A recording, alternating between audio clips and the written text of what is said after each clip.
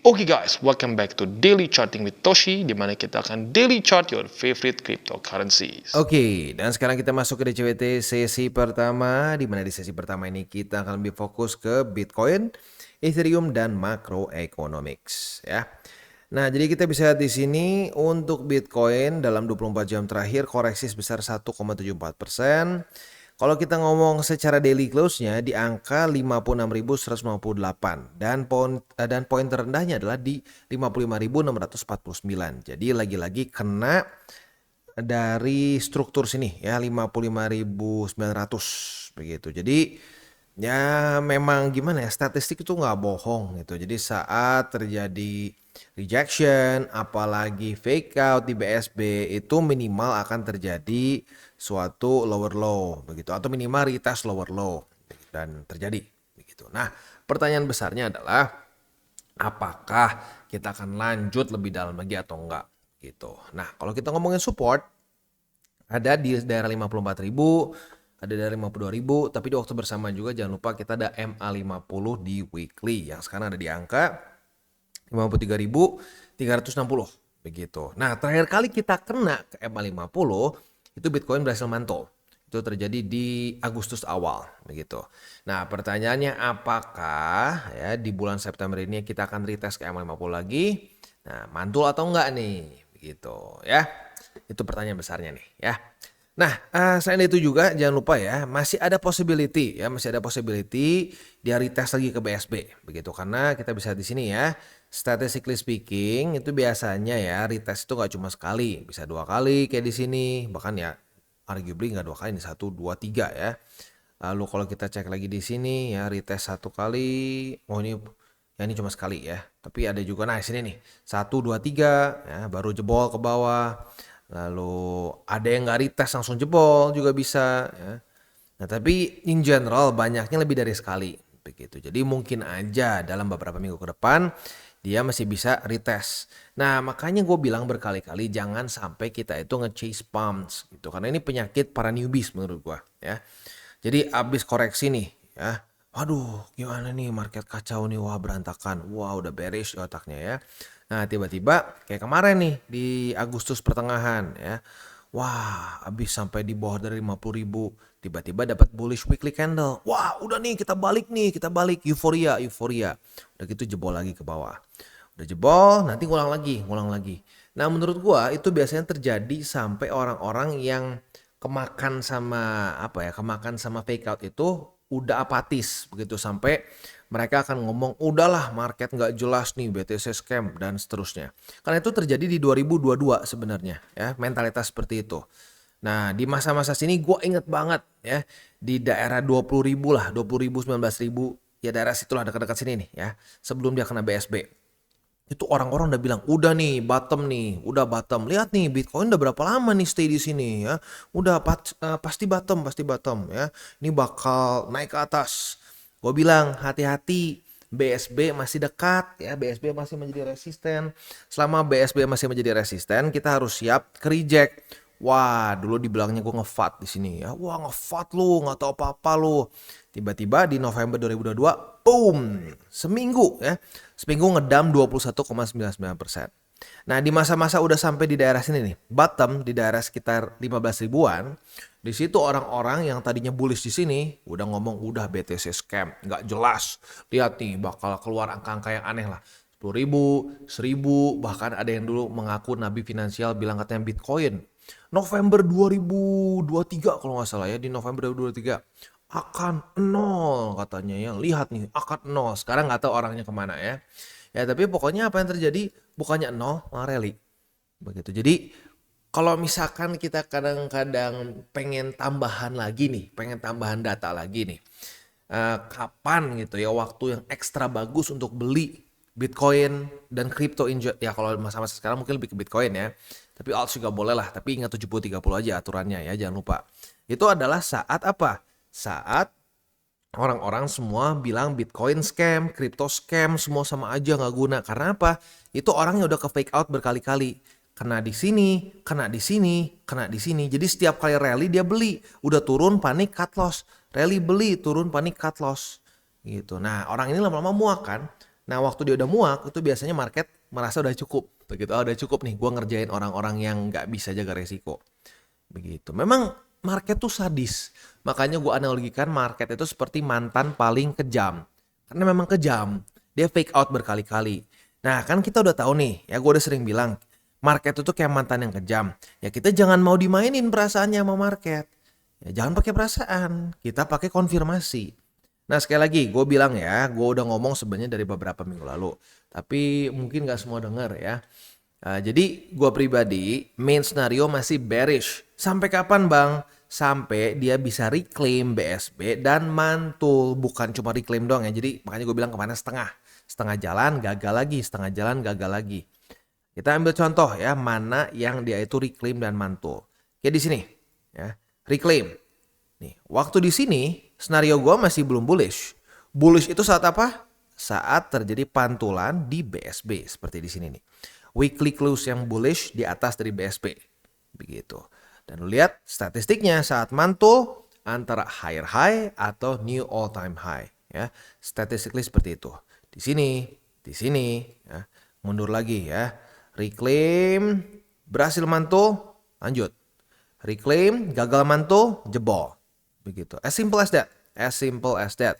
Jadi selama Bitcoin masih belum bisa reclaim BSB, belum bisa mantul di BSB, main scenario gue masih bearish. Sampai mana kemungkinannya kalau secara statistically speaking, ya kan gue udah bilang ada 3 level kepedasan ya. Ada level 30%. Ini udah kena 30% ya. Level 30% itu kena di Agustus awal kemarin. Nah, level 2 nih, level 2 udah kayak ini aja, udah kayak ricis ya, ada level 1, 2, 3 ya. Nah, level 2 itu 50%. Kalau ngomong statistically speaking, yang paling sering terjadi setelah rally besar itu ya koreksi sekitar 50. Seperti di sini, lalu di sini, di sini. Ini kayaknya juga 50 deh seingat gua. Coba kita cek ya. Kayaknya 50. Oh enggak ini lebih. Ini 70, ini 70. Jadi ya paling sering sih antara 50 atau 70. 30% nggak terlalu sering terjadi, tapi ada lah ya. Nah tapi itu ada di belakang lagi, jadi ya ntar lah kita bahas kapan-kapan lagi lah. Ya tapi intinya kalau ngomong statistically speaking, paling sering itu minus 50%. Yang kedua paling sering adalah 70%, yang paling jarang 30%. Begitu. Jadi ya siapin aja mentalnya ke sana. Begitu ya. Kalau 30% kan kemarin udah kena nih. 30% itu di daerah sini ya. Di daerah ya 50.000 lah, 50.000. Kalau 50% itu di sini ya, di sekitar ya 37.000 lah kalau kita bulatkan ya. Kalau 70% itu bisa sampai ke daerah 21.000 atau mungkin kalau dibulatkan lebih tepatnya ke 22.000 begitu ya. Oke. Dan sekali lagi, gue nggak mau tebak-tebakan mana yang bakal terjadi gitu karena ya siapa sih yang bisa nebak fundamentalnya. Kayak Jerome Powell aja 2019 gagal untuk memprediksi bahwa ya mereka akan masuk resesi begitu. Nah kita siapa gitu? Kita siapa bisa ada orang tebak-tebakan bilang pasti angka sekian gitu ya. Ya nanti bakal in hindsight kayak zaman dulu tuh ada nabi finansial yang bilang BTC bakal ke 0. Ujung-ujungnya sekarang ya udah diam 1000 bahasa. Gitu karena kita nggak ada yang tahu harga mau kemana. Maka dari itu DCA gitu, dengan DCA lebih tenang. Dan yang gue suka dengan cara kita DCA, kita jadi nggak usah pusing gitu ya. Kita tinggal lihat supportnya di mana, kita pasang tuh ya, tempat akumulasinya di mana, udah beres gitu. Makanya kalau gue lihat makin banyak orang-orang yang bang gue sejak ngikutin lu jadi tenang. Iya karena lu jadi ini gitu, lu simple banget trading plannya gitu. Kalau trading plannya lu makin ribet, itu makin stres. Itu yang gue rasakan di awal-awal gue trading. Dan itu memang penyakitnya seperti itu. Biasa setelah lu belajar TA fundamental, lu akan cari TA paling ribet, fundamental paling ribet, lu semua dibacain gitu ya. Karena mungkin lu excited juga. Itu gak salah sih excitednya ya. Cuman kalau gue boleh saran, lebih baik jangan cari fundamental, bukan fundamental, tapi jangan cari SOP trading yang ribet. Karena yang ribet itu ujung-ujungnya bikin lo stres dan menurut gua lebih nggak profit juga gitu. Karena gini, saat lo pakai banyak wah data-data TA dan pakai TA pakai fundamentalnya terlalu jelimet gitu ya. Lu ujung-ujungnya jadi berasa bahwa udah nih gua ngerti nih semua market di tangan gua. Nah, udahnya akan membawa ke apa? Ya membawa ke all in atau pakai duit panas karena ngerasa tenang nggak apa seminggu gue bakal kaya nih cuma pakai duit ini nih tadinya duit misalkan buat nyicil rumah atau apa gitu KPR lalu pakai gue masukin market nih nanti gue kaya dapat duit ekstra dari duit ekstra itu nanti gue puterin lagi yang ada semuanya kehajar gitu itu yang sering terjadi menurut gue penyakit karena orang ngerasa gue ngerti semua TA nih padahal enggak begitu. Ya itu masuk lagi ke dalam teori gini, orang yang baru belajar akan merasa sangat jenius. Tapi orang yang udah cukup lama belajar, ya, kalau lu lihat profesor-profesor itu malah banyak sekali yang bilang, oh mereka tuh merasa mereka belum apa-apa. Gitu. Oh ternyata ilmu mereka tuh masih sangat rendah. Gitu. Jadi semakin tinggi ilmu lu makin sadar bahwa lu tuh cuma tahu sebagian kecil. Gitu. Jadi lu makin gak menebak-nebak. Itu menurut gua ya. Makin lu pinter, lu makin gak menebak-nebak, lu makin melihat, oke, probability-nya seperti apa. Gitu. Ya. Oke, takut kelamaan, newsnya datang dari US, ya maybe US harusnya sih ya, Mastercard. Ya pokoknya Mastercard lah ya. Dimana dia sudah mengeluarkan satu crypto debit card. Dan ini bentuknya non-custodial. Oh sorry, ini di Eropa ada tulisannya ya. Di Eropa, ya ini Mastercard di Eropa. Wow, jadi lagi-lagi begitu ya. Orang bilang semua kripto tuh nggak guna ya, kripto tuh cuma scam dan seterusnya. Aduh, Mastercard mulai pakai, Visa mulai pakai teknologinya. Jadi ya coba diupdate sedikit info di otaknya begitu ya. Oke, next ini adalah ini ada yang sempat tanya, Bang, di weekly, gua pikir weekly darah sini ini mana ya, cup and handle. Kayaknya maksudnya yang dibilang cup and handle tuh di sini ya. Mungkin aja, bisa ya, bisa aja pattern ini terjadi. Tapi gini, jangan sampai kita ngeliat, oh ini cup and handle, udah nih, hajar, pasti naik. Ingat, kita nggak pernah tahu handle-nya sampai sedalam apa. Karena kalau mau kita bilang nih ketarik sampai 44.000, 38.000 itu masih cup and handle. Ini bisa dibilang udah nggak cup and handle tuh kok sampai jebol bawah sampai sini 15.000. Nah itu orang kadang-kadang berpikirnya kalau udah keluar pattern seperti ini udah pasti bakal ngepam nih hari ini juga. Nah nggak, hati-hati ya. Ingat ada toleransinya juga sampai mana ini dihitung sebagai pattern yang gagal. Nah kayak ambil contoh cup and handle. Ini gagal kalau apa? Ini gagal kalau sampai dia tembus ke sini.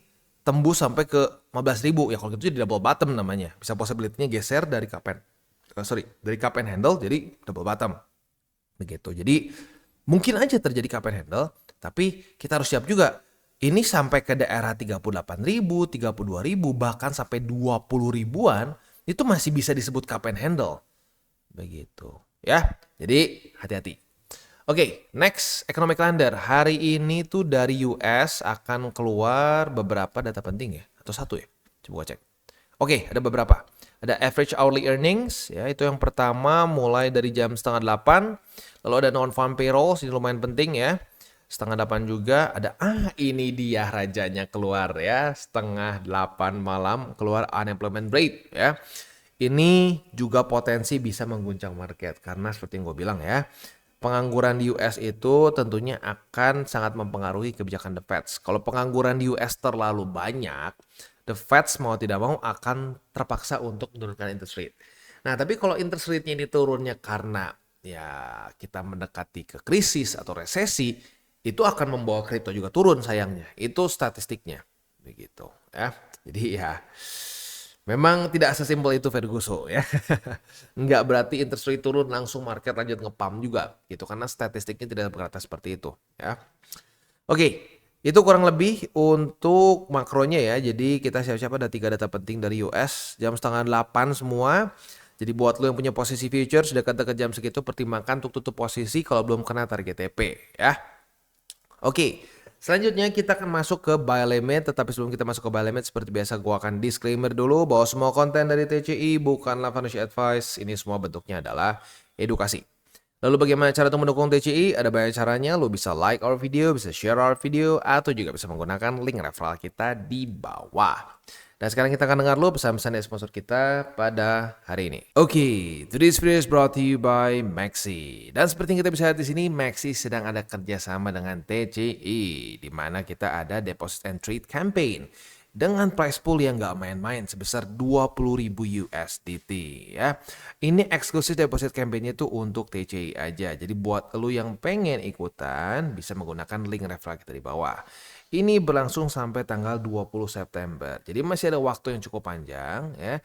Tapi buat lo yang pengen ikutan silakan karena ini adalah first come first serve. Kalau sudah price poolnya habis ya sudah berarti beres ya. Oke, nah selanjutnya selain itu juga tentunya di Maxi kita bisa trade spot, futures, dan seterusnya. Dan seperti yang kita tahu Maxi ini adalah salah satu tier 1 exchanger yang secara fee-nya itu salah satu yang paling murah. Begitu. Jadi buat lo yang mungkin komplain terus nih, aduh bang, fee mahal bang, fee mahal bang. Nah boleh pertimbangkan untuk menggunakan Maxi. Dan juga Max ini masih salah satu cryptocurrency exchanger yang masih non KYC. Jadi buat lo yang mungkin merasa terbebani untuk KYC, nah lo bisa pakai Maxi karena Maxi tidak mengharuskan KYC, begitu ya. Dan tentunya banyak lagi hal yang kita bisa lakukan di sini, seperti ada sign up bonus yang kita bisa claim up to 1000 USDT, dan juga ada Kickstarter. Di mana Kickstarter ini sangat berguna bagi lo para holder MX token.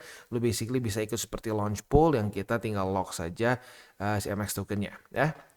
Jadi kurang lebih seperti itu. Buat lo yang belum menggunakan Maxi silahkan bisa pertimbangkan untuk menggunakan link referral kita di bawah. Kita mulai dengan Bitcoin. Untuk Bitcoin sayangnya posisi short kita nggak dapat ya. Retest pertama sudah terjadi di tanggal 4 September. Retest kedua di tanggal 5 ternyata nggak kena dan ya sudah. Artinya apa? Belum rejeki. Kalau belum rejeki jangan dipaksain ya, bahaya. Nah, untuk posisi future selanjutnya masih cukup jauh, jadi kita tar dulu aja ya, kita bahas lagi nanti mungkin besok kalau sudah ada retest pertama di salah satu resisten atau support. Nah, untuk posisi spotnya berarti di 54.000, 52.000 dan di 50.750. Itu untuk posisi spot di Bitcoin. Next di Ethereum. Untuk Ethereum berbeda kasusnya dengan Bitcoin yang nggak kena ya, masih posisi shortnya. Di Ethereum kena, asik banget nih ya untuk Ethereum.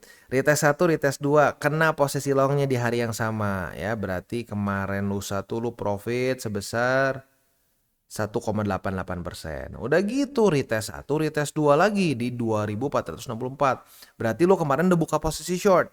Buka posisi short tergantung nih, lu bukanya di mana. Bukan buka tapi tergantung lu TP-nya di mana. Karena ada yang konservatif, ada yang agresif. Buat yang konservatif, selamat, lu sudah profit sebesar 1,8 ya, kurang lebih sama kayak long tadi.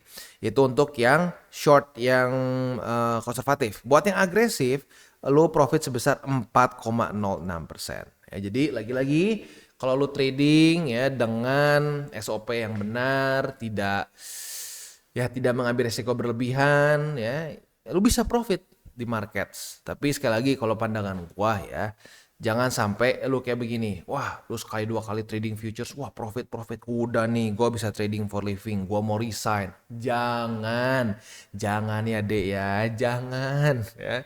Itu terlalu sering orang-orang kayak gitu ya, wah udahlah, udah bisa gua trading ya, resign, sebulan kemudian rungkat gitu. Jangan ya.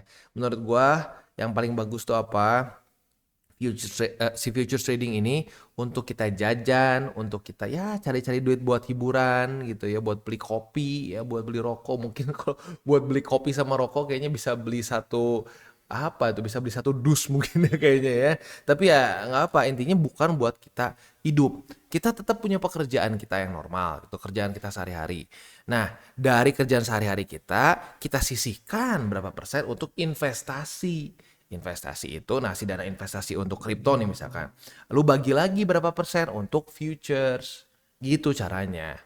Jadi tidak ada stres, karena kalau trading udah pakai target, pakai stres, itu boncos seringnya ya. Oke, itu untuk posisi shortnya ya udah profit. Posisi longnya nih kita udah dapat lagi, ini gila nih, bener-bener Ethereum stack banget posisi futuresnya. Retest 1, retest 2 dapat posisi long, retest 1, retest 2 kena lagi posisi short. Terjadi lagi setup. Retest 1, retest 2 di 2363. Artinya kita sudah dapat posisi long. Posisi long kita ini target TP-nya di 2419. Semoga kena lagi. Kalau sampai kena lagi berarti longnya kena, shortnya kena, long kena lagi. Berarti 3 hari berturut-turut profit dari Ethereum. Ya semoga kayak gitu sih ya. Oke, untuk posisi spotnya di 2363. Next cukup jauh di bawah di angka 2177 dan di 2123 ya. Itu kurang lebih setup untuk di Ethereum ya dan juga di Bitcoin. Overall, gua mungkin akan ingatkan lagi untuk para newbies ya. Kalau gua lihat kemarin ada beberapa komen yang masih cenderung menanyakan altcoins gimana bang, altcoins kapan bang? Ya, gue ngerti sih, gue ngerti kenapa orang masih banyak yang seperti itu karena banyak yang sangkut kemarin ya, banyak banget yang kemarin teriak-teriak gitu di sini ya, turut seremnya tuh teriak-teriaknya di sini lagi ya, teriak-teriaknya tuh setelah BTC ya, bukan 6 bulan, 1, 2, 3, 4, 5, 6, 7 bulan berturut-turut bullish candle. Ini setahu gue nggak pernah kejadian sepanjang masa. Terakhir kali kejadian 6 kali candle hijau aja ya di monthly itu koreksi 50%. Nah, orang-orang di sini disuruh all in altcoins lagi. Ya gue ngerti sih, mungkin resah hatinya ya. Gini, buat elu yang pakai duit panas, gue sangat sarankan untuk tutup, cut loss. Begitu. Ya, karena kalau sampai Bitcoin ke arah 50% sampai atau bahkan sampai 70% koreksinya, itu altcoins akan lebih parah lagi menurut gue. Gitu. Jadi kalau lu yang pakai duit panas lebih baik tutup. Tapi kalau buat lu yang pakai duit dingin ya udah nanggung, udah kebakaran juga gitu. Ya, udah ya jadikan pelajaran aja begitu ya. Nah, tapi ya jangan sampai pakai keledai ya, beneran dijadiin pelajaran. Udah ngerasain tuh ya kemakan sama janji-janji manis di sini gitu ya. Ya jangan kemakan lagi selanjutnya. Ya, kita pakai data dan fakta aja. Jadi gini, biasakan kalau tidak ada data dan faktanya jangan percaya. Gitu. Bahkan kalau gue sendiri bilang, lu jangan percaya sama gue, jangan. Lu lihat data dan fakta gue. Kalau lu ngerasa data dan fakta gue ini legit, lu ngelihat data dan fakta gue ini oke, make sense, ya silakan ikutin. Tapi kalau menurut lu nggak make sense, data dan faktanya menurut lu ini aneh dan dibuat-buat, ya jangan diikutin. Begitu ya. Dan jangan pernah mau dibully untuk percaya. Lu kalau nggak percaya lu bodoh, kalau lu nggak percaya lu bego, lu jadi miskin seumur hidup. Jangan mau dikibulin seperti itu. Nggak ada yang bisa tahu market mau kemana. Gitu ya. Oke, kita tutup dengan 3 golden rules. Jangan pakai uang panas, jangan over leverage, dan berpikirlah jangka panjang. Oke guys, jadi itu adalah akhir dari segmen DCWT kita pada hari ini. Dan jangan lupa bagi kalian yang merasakan manfaat dari segmen ini, jangan lupa untuk share ke teman-teman kalian. Dan apabila lu pengen mensupport channel kita, ya TCI, jangan lupa untuk menggunakan link referral kita di bawah. Nggak wajib ya, tetapi apabila lu menggunakan link referral kita di bawah, ada macam-macam ya, dari Bybit, Huobi, Maxi, toko kripto, dan banyak lagi ya. Ya, walaupun nggak wajib, tapi kalau menggunakan link referral kita, lu secara langsung membantu perkembangan dari TCI. Dan satu lagi, jangan lupa juga untuk join Telegram group kita, di mana kita bisa ngobrol-ngobrol santai mengenai dunia cryptocurrency secara 2 arah. So, jangan lupa untuk like, subscribe, click the bell icon, and see you on the next video.